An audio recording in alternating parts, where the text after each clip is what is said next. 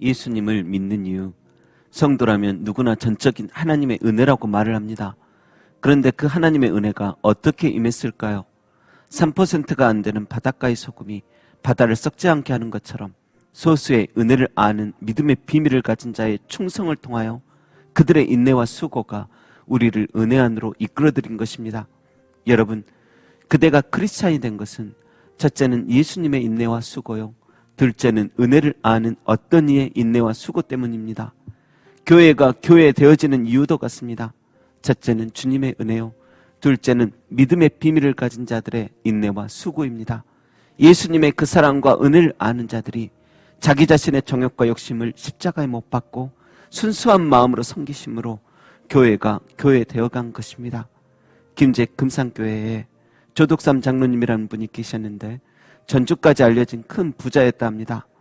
그 장로님은 데이트 선교사를 통해 복음을 듣고 1905년 봄부터 자기 집 사랑채를 내어 예배를 보도록 했는데 이것이 바로 그 교회의 시작이었습니다.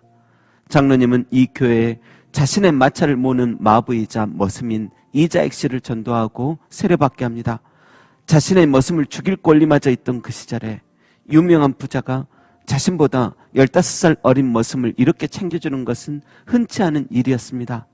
두 분은 서로 열심히 신앙생활하여 집사가 되었고 나중에는 장로 투표를 하기까지 이릅니다. 그런데 먼저 머슴인 이자익 씨가 선출되어 버렸습니다. 현실에서는 머슴인데 교회에 가면 장로님이기에 교회를 위해 장로님을 돕는 위치가 된 것입니다. 그러자 교인들이 웅성됩니다. 하지만 조덕삼 집사님은 자신의 머슴의 신앙을 칭찬해주고 겸손히 받아들입니다. 더 나아가 그 머슴을 본격적으로 더 섬기기 위해 평양신학교로 보내 신학 공부까지 지원하고 목사가 되자마자 금산교회로 모셔 담임 목사님으로 깍듯이 대접을 합니다. 그리고 그 사랑을 받은 이자희 목사님 역시 훌륭한 목회자로 성장하게 됩니다. 여러분, 교회는 물질이 필요하고 여러 가지 기적도 나타나는 것도 필요합니다. 하지만 정말 교회를 교회되게 하는 것은 은혜 받은 사람들이 은혜 받은 사람으로서 나타내는 인내와 수고입니다.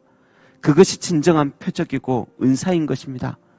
마태복음 16장에도 바리새인과 서기관들이 예수님을 시험하여 하늘로부터 오는 표적 보이기를 청할 때 예수님께서는 악하고 음란한 세대가 표적을 구하나 요나의 표적밖에는 보여줄 표적이 없느니라고 말씀하십니다.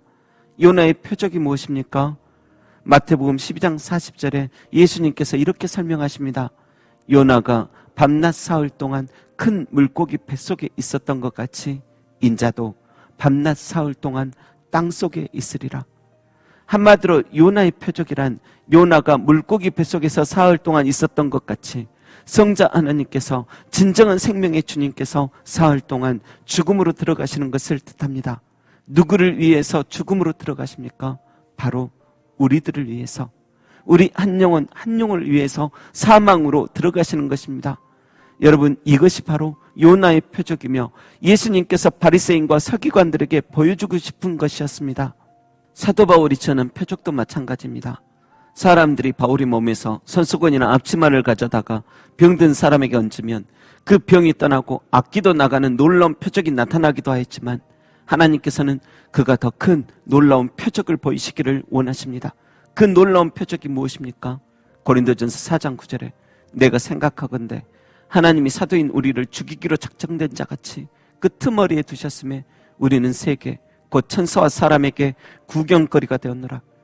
그를 통해 하나님께서 더욱 부어주시고자 하시는 표적은 죽이기로 작정된 자같이 자신을 내어주는 삶이요, 세계 곧 천사와 사람에게 구경거리 같은 삶을 살아가는 것이었습니다. 세상의 더러운 것과 만물의 찌꺼기 같은 그런 삶을 견뎌내는 은혜였습니다. 고린도전서 4장 10절 이하에 보면 우리는 그리스도 때문에 어리석으나 너희는 그리스도 안에서 지혜롭고 우리는 약하나 너희는 강하고 너희는 존귀하나 우리는 비천하여 바로 이 시각까지 우리가 줄이고 목마르며 헐벗고 매맞으며 정처가 없고 또 수고하여 친히 손으로 일을 하며 모욕을 당한 즉 축복하고 박해를 받은 즉 참고 비방을 받은 즉 권면하니 우리가 지금까지 세상의 더러운 것과 만물의 찌꺼기같이 되었도다. 여러분, 정말 예수님의 은혜를 아는 자는 예수님께서 더 낮은 곳에 오셔서 저 음부에까지 내려가시듯이 더 낮은 곳으로 임하게 됩니다.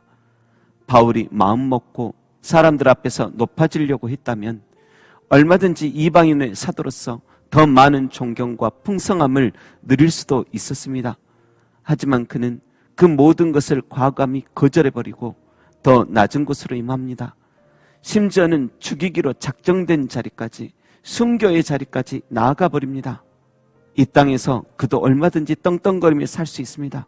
이 땅에서 그도 얼마든지 지혜롭다, 대단하다, 능력 있다, 존귀하다, 리더십 있다, 그런 소리 들으며 살 수 있지만 그는 이 땅에서 왕노릇 하기를 거절하고 참으로 왕노릇하는 저 하늘나라를 더욱 사모하였던 것입니다. 그리고 자기만 그렇게 사는 것이 아니라 16절에 보면 그러므로 내가 너희에게 권하노니 너희는 나를 본받는 자가 되라. 성도님들을 진정으로 사랑하기에 그들 모두가 진정 놀라운 표적, 요나의 표적을 나타내는 그런 성도님들이 되기를 바란 것입니다. 여러분, 우리의 목표는 금방 지나가는 이 짧은 세월, 그 속에서 단순히 사람들에게 인정받아 높아져 가고 박수받는 자리에만 나아가는 것으로만 끝나서는 안 됩니다. 거기까지도 참 대단하고 수고 많으셨지만 이제 더 나아가 많은 사람들을 섬길 수 있는 자리에까지 나아가야만 합니다. 여러분, 돈이, 명예가, 어떤 능력이 사람을 섬기는 것이 아닙니다. 그 사람의 섬기고자 하는 그 마음이 사람을 섬기는 것이지 꼭 있어야만 섬긴다는 것은 그 기준도 애매모호하고 한도 끝도 없습니다. 무엇보다 내 자신이 은혜를 아는 마음이 있다면 그 은혜로 섬기는 것입니다. 하나님 앞에 순종함과 감사함으로 이 땅만 바라봄이 아니라 저 천국을 바라봄으로 이 땅에서 잠시 잠깐 쾌락을 누리기보다 영원한 저 하늘나라의 진정한 상급을 위하여 그 진정한 은혜의 날을 위하여 살아가야 할 줄로 믿습니다. 그렇게 마음의 허리를 동이고 근신하여 주실 은혜를 온전히 바라는 모두에게 주님께서 오늘도 은총을 한량없이 부어주실 줄로 믿습니다. 기도하겠습니다. 하나님 아버지, 교만하여 허리 꼿꼿이 세우고 이 땅에서 왕노릇하고 살아가는 인생이 아니라 누리며 떵떵거리며 내가 이 정도 되는 존재임을 알리며 살아가는 인생이 아니라 오히려 마음의 허리를 동이고 근신하는 사람들, 예수님께서 주실 은혜를 바라는 사람들이 되게 하여 주옵소서.